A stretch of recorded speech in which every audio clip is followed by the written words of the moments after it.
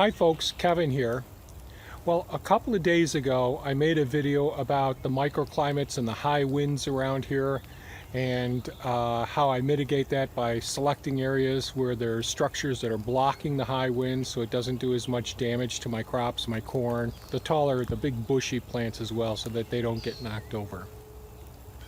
I have trees that lean like that tree back there, but that one's actually snapped off. And what I'm going to show you now, I'm going to turn the camera around and show you the back area, and that's my boy Hank back there, handsome Hank.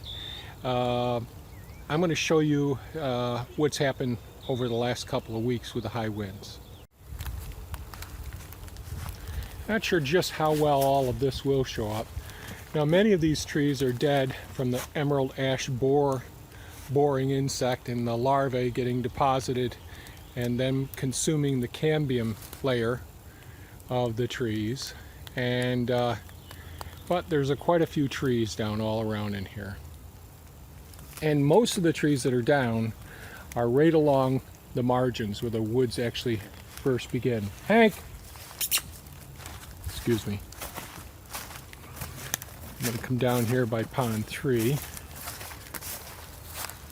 Pond 3 is right over there. And the canal system's over in that area.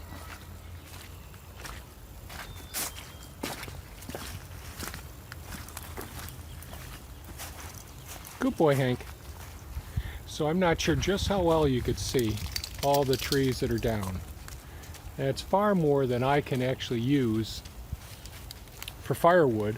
So all this is going into hugelkultur beds and some slow decomposition in the woods, along with the leaves, cardboard, and paper.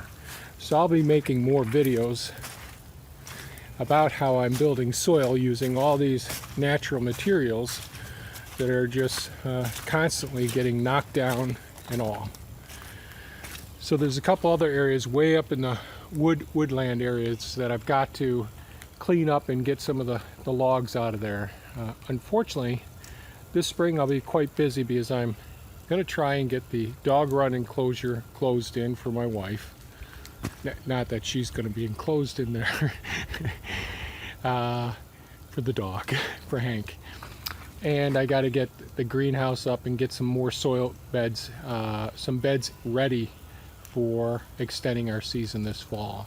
But I wanted to just show you what actually happens when you get really high winds and you've got some trees that have some issues. So many of these trees have been dead, and I like to keep standing dead trees for all the insects and all of our insectivores as well, and hoping some of these will be set up in the future for the beehives. So that's it for this video, folks. I thought I'd give you a quick one just showing you some of the trees that are down. Take care and have a great day, folks. Bye bye now.